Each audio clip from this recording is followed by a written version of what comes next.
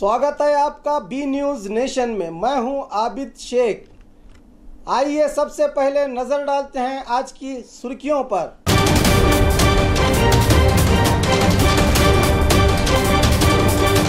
Bijapur civil अस्पताल में मरीज के साथ डॉक्टर की लापरवाही।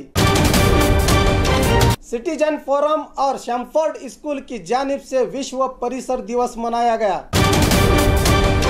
अखंड कर्नाटक रैत संघ की जानिब से किसानों के कर्ज माफी को लेकर धरना प्रदर्शन और सत्याग्रह। आइए देखते हैं खबरें विस्तार से। बीजापुर सरकारी अस्पताल में अतनी तालुके का मुर्गप्पा नामी शख्स बुखार की वजह से 3 महीने पहले बीजापुर आया था, जहां पर इलाज के लिए इसके बाएं हाथ पर एक इंजेक्शन लगाया गया था, जिसकी सुई हाथ की हड्डी पर लगने की वजह से इन्फेक्शन हो गया। अब मुर्गप्पा का ऑपरेशन मिरज के अस्पताल में किया गया है। बीजापुर के सरकारी डॉक्टर की लापरवाही का नतीजा है कि इस गरीब का सही इलाज न होने की वजह से इसका बड़ा नुकसान हुआ है, जिसके लिए बीजापुर वकीलों की संघ ने इस गरीब को इंसाफ दिलाने और डॉक्टर को इसकी ड्यूटी का एहसास दिलाने आगे आई है। ಮುರುಗೇಪ್ಪ ರೀ ನೀವು ಎಲ್ಲಿರ್ತೀರಿ? ಆನಂದಪುರದಾಗ ರೀ ನಮ್ಮದು 10ನೇ ತಾಲೂಕು ರೀ, ಬೆಳಗಾವಿ ಜಿಲ್ಲಾ ರೀ. ಏನಾಗಿದೆ ನಿಮಗೆ? ನಮಗೆ ರೀ ಇಜಾಪುರ ಇಲ್ಲಿ ಇದಕ್ಕೆ ಅರಕೆರೆ ಅಮಕ್ಷತೆಗೆ ಹೋಗಿನಿ ರೀ. ಅಲ್ಲಿ ಜ್ವರ ಬಂದು ರೀ. ಜ್ವರ ಬರೋಣ ಇಜಾಪುರ ಸಿವಿಲ್ಗೆ ಬನ್ನಿರಿ, ಅವರ ಇಂಜೆಕ್ಷನ್ ಗುಳಿಗೆ ಮಾಡ್ತೀವಿ ಅಂದ್ರಿ ಸಾಹೇಬ್ರ, ಬರೆದು ಕೊಟ್ರಿ.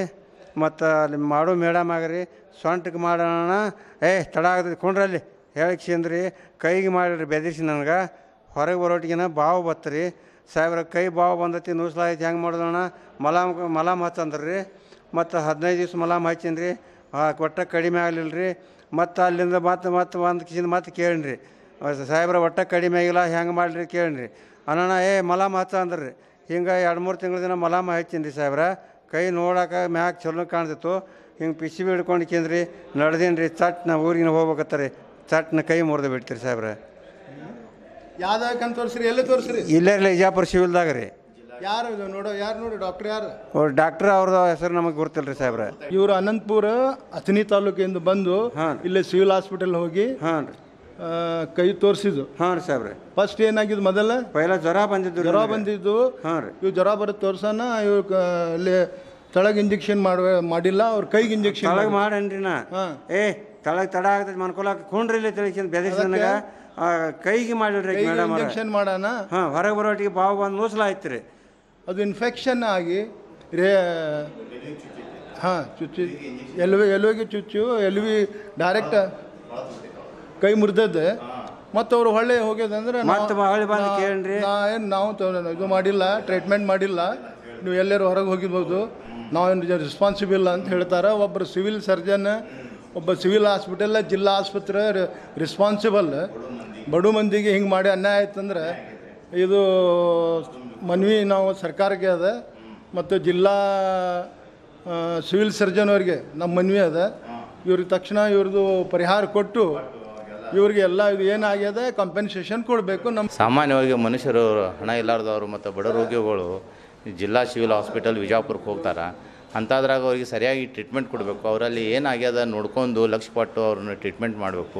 ಪಾಪ ಈ ಬಡ ಮನುಷ್ಯಾಗ ಹಂಗಾರೆ ಯದ್ವಾ ಮಾಡಿ ಅವ್ರದ್ದು ಇಂಜೆಕ್ಷನ್ ಕೊಡೋ ಚಪ್ಪಿ ಕೊಡಬೇಕು. ಆ್ಯಕ್ಚುಲಿ ಪ್ರಾಪರ್ ಕೈ ಕೊಟ್ಟರು ಅವರು ಸೊಂಟ ಕೊಡಬೇಕಾಗಿತ್ತು. ಅವ್ನು ವಿನಂತಿ ಮಾಡಿದ್ರು ಅವ್ನು ಜಬರ್ದಸ್ತಿಲಿ ಅವ್ನು ಕೈ ಕೊಟ್ಟು ಆ ಸೂಜಿ ಮೊಣ ಏನೈತೆ ಅದು ಎಲುವಿಗೆ ಹೋಗಿ ಮುರಿದು ಅವರು ಒಳಗೆಲ್ಲ ಎಲ್ಲೂ ಕೊಳತು ಕಿಸಿಂದ ಅದು ಮುರಿದು ಹೋಗೈತಿ. ಅವ್ನು ಬಡ ಮನುಷ್ಯಾಗ ಈಗ ಅವ್ನು ಪೂರಾ ಪ್ರೈವೇಟ್ ದವಾಖಾನಿಗೆ ತೋರಿಸ್ಲಕ್ಕೂ ಅಷ್ಟು ಹಣ ಇಲ್ಲ, ಅವ ದುಡಿಯೋದನ್ನಿಲ್ಲ, ಕೂಲಿ ಮನುಷ್ಯ ಅದಾನ. ಈ ಕೂಲಿ ಮಾಡ್ಬೇಕಂದ್ರೆ ಅವ್ನ ಕೈನೇ ಹೋಗಿಬಿಟ್ಟದ. ಈಗ ಅವನಿಗೆ ಪರಿಹಾರ ಹೆಂಗಿದು?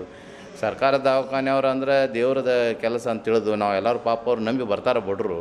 ಇಷ್ಟು ಅವರು ನಿರ್ದಯವಾಗಿ ಮತ್ತು ಇದು ಮಾಡ್ಯಾರ ಅಂದ್ರೆ ಭಾಳ ಅನ್ಯಾಯ ಆಗ್ಯದ ಅವನ ಮೇಲೆ. ರಾಜ್ಯ ಸರ್ಕಾರದಾಗಲಿ ಭಾರತ ಸರ್ಕಾರದಾಗಲಿ ಮೊದಲನೇ ಆದ್ಯ ಕರ್ತವ್ಯ ಏನಪ್ಪ ಅಂತಂದ್ರೆ ಪ್ರಜೆಗಳ ಆರೋಗ್ಯ ಮತ್ತು ಸ್ವಾಸ್ಥ್ಯ ಕಾಪಾಡೋದನ್ನು ಮೊದಲ ಆದ್ಯ ಕರ್ತವ್ಯ. ವಿಶೇಷವಾಗಿ ಈ ವಿಜಯಪುರ ಜಿಲ್ಲಾ ಆಸ್ಪತ್ರೆಯಲ್ಲಿ ಅಥವಾ ಇಡೀ ರಾಜ್ಯದ ಎಲ್ಲ ಜಿಲ್ಲಾ ಆಸ್ಪತ್ರೆಯಲ್ಲಿ ಈ ಸರ್ಕಾರಿ ಜಿಲ್ಲಾ ಆಸ್ಪತ್ರೆ ಉದ್ದೇಶ ಏನಪ್ಪ ಅಂತಂದ್ರೆ ಬಡವರು, ಬಲ್ಲಿದರು, ದೀನರು, ದಲಿತರು, ನಿರ್ಗತಿಕರು ಮತ್ತು ಹಣಕಾಸಿನಿಂದ ತುಂಬ ತೊಂದರೆ ಒಳಗಾದಂಥ ವ್ಯಕ್ತಿಗಳೇ ಅಲ್ಲಿ ಜಿಲ್ಲಾ ಆಸ್ಪತ್ರೆಗೆ ಚಿಕಿತ್ಸೆಗಾಗಿ ಹೋಗ್ತಾ ಇದ್ದಾರೆ.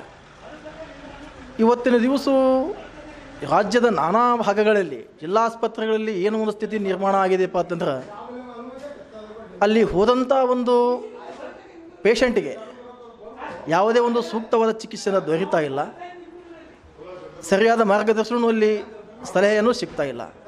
ಇತ್ತಿತ್ತಲಾಗಿ ಈ ಒಂದು ಮುರುಗಪ್ಪ ಅನ್ನೋ ಒಬ್ಬ ವ್ಯಕ್ತಿ ಈ ವಿಜಯಪುರ ಸಿವಿಲ್ ಹಾಸ್ಪಿಟಲ್ಗೆ ಚಿಕಿತ್ಸೆಗಾಗಿ ಹೋದಾಗ ಅಲ್ಲಿ ಒಂದು ಡಾಕ್ಟರ್ಸ್ ಒಂದು ಇಂಜೆಕ್ಷನ್ ಮಾಡಿದರು. ಆ ಇಂಜೆಕ್ಷನ್ ಎಂಥದಪ್ಪ ಈ ಪೇಷಂಟು ಆ ಇಂಜೆಕ್ಷನ್ ದಯವಿಟ್ಟು ನನಗೆ ರಟ್ಟಿಗೆ ಮಾಡಬೇಡಿ, ಆ ಒಂದು ತಡ್ಕೊಳ್ಳುವಂಥ ಶಕ್ತಿ ನನ್ನಲ್ಲಿ ಇಲ್ಲ, ನನಗೆ ಚಪ್ಪೆಗೆ ಕಾಲಿಗೆ ಮಾಡಿರಿ ಅಂತಂದ್ರೂ ಕೂಡ ಡಾಕ್ಟರ್ಗಳನ್ನ ಮಾಡಿಲ್ಲ. ಆ ಒಂದು ಪರಿಣಾಮವಾಗಿ ಕೈಗೆ ಮಾಡಿದಂಥ ಒಂದು ಇಂಜೆಕ್ಷನ್ ಪರಿಣಾಮವಾಗಿ ಇವತ್ತಿನ ದಿವಸ ಆ ಒಂದು ವ್ಯಕ್ತಿ ಆ ಪೇಷಂಟು ನಿರ್ಗತಿಕ ಬಡವ ಅವನ ತನ್ನ ಜೀವನೋಪಾಯವನ್ನು ನಡೆಸಲಿಕ್ಕೆ ಇವತ್ತು ಅಶಕ್ತನಾಗಿದ್ದಾನೆ. ಇವತ್ತು ಪೂರ್ತಿ ಏನಂದ್ರೆ ಇದು ಅಶಕ್ತನಾಗಿಬಿಟ್ಟಿದ್ದಾನೆ. ಮತ್ತು ಇದು ಕೇವಲ ಏನಪ್ಪ ಅಂತಂದ್ರೆ negligence on the part of the doctors. ಬಡವ ವ್ಯಕ್ತಿ ಮೇಲೆ ಜಿಲ್ಲೆಯ ಆಸ್ಪತ್ರೆಯ ಡಾಕ್ಟರ್ಗಳಿಂದ ಒಂದು ದೊಡ್ಡ ಅನ್ಯಾಯವಾಗಿದೆ.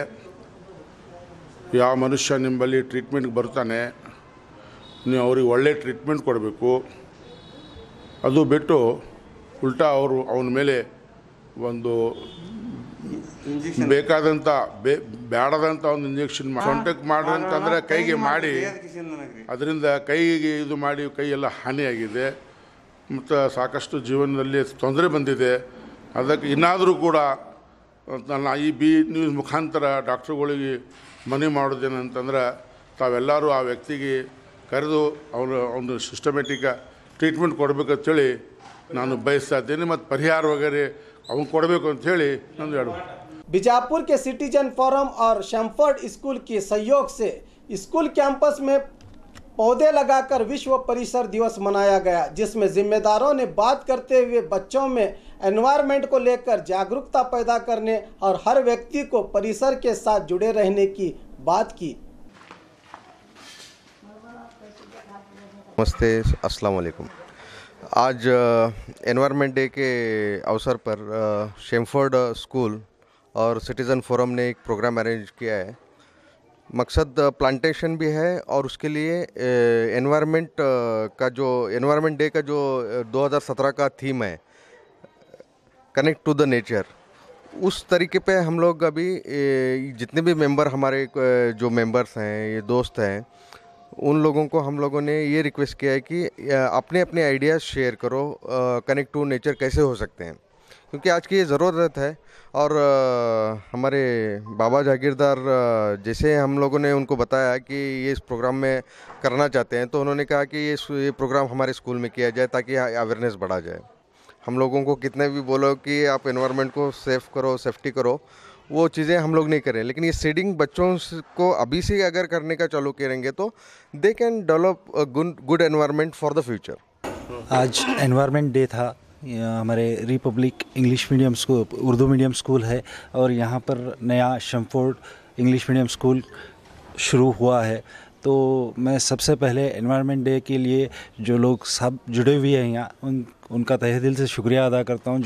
हमारे बीजापुर सिटी के अंदर जो है एक उभरता हुआ चैनल बी न्यूज़ नेशन, जिस तरह से हर छोटे मोटी चीज़ों को ये लोग फॉलोअप कर रहे हैं या उसको हाईलाइट कर रहे हैं, इस तरह से आज तक किसी भी चैनल्स ने इतना ऐसी चीज़ों को हाईलाइट नहीं किया जितना deep from the grass root level आप लोग जो काम कर रहे हैं।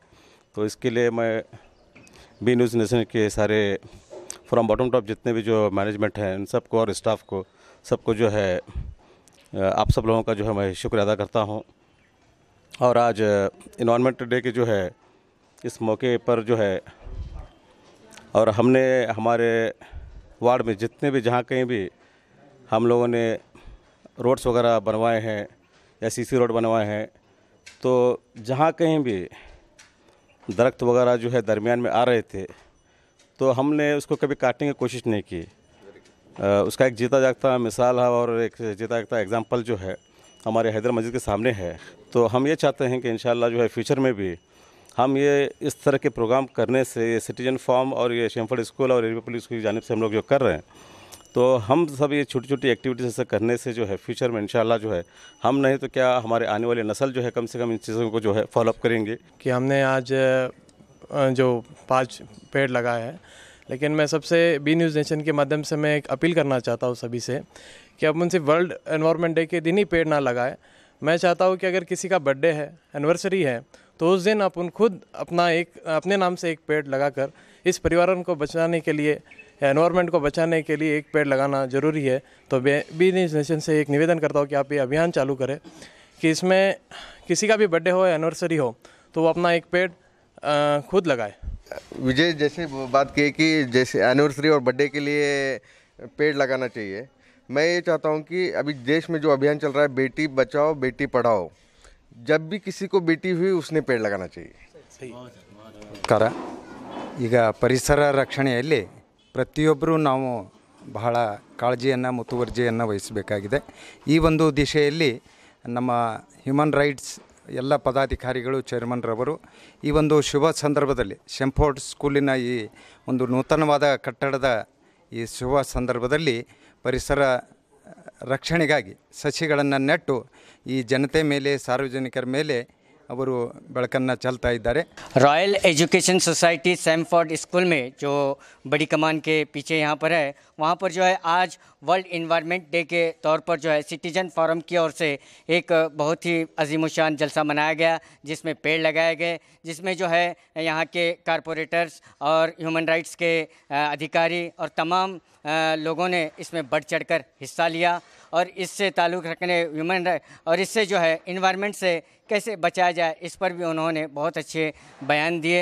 कैमरामैन प्रशांत के साथ मैं Khurshid Alam, B News Nation, Bijapur. Bijapur में आज जिला अधिकारी दफ्तर के सामने अखंड कर्नाटक रैत संघ की तरफ से धरना प्रदर्शन और सत्याग्रह किया गया, जिसमें संघ के मुखंड ने बात करते हुए किसानों की जमीन में रास्ता और किसानों के कर्ज को माफ करने सरकार से जोरदार मांग की गई और इल्जाम लगाया कि पिछले 8 से 10 मरतबा इस संघ की तरफ से जिला अधिकारी के जरिए सरकार पर दबाव डाला गया है, अब तक इस पर कोई कार्रवाई नहीं की गई।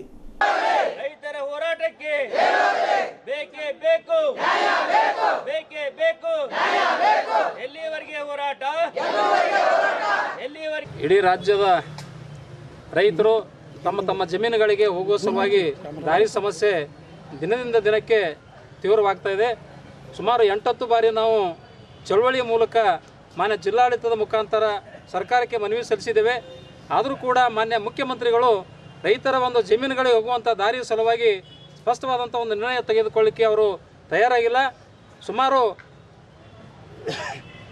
8-10 ಬಾರಿ ನಾವು ಧರಣಿಯನ್ನು ಕೂಡ ಮಾಡಿದ್ದೇವೆ.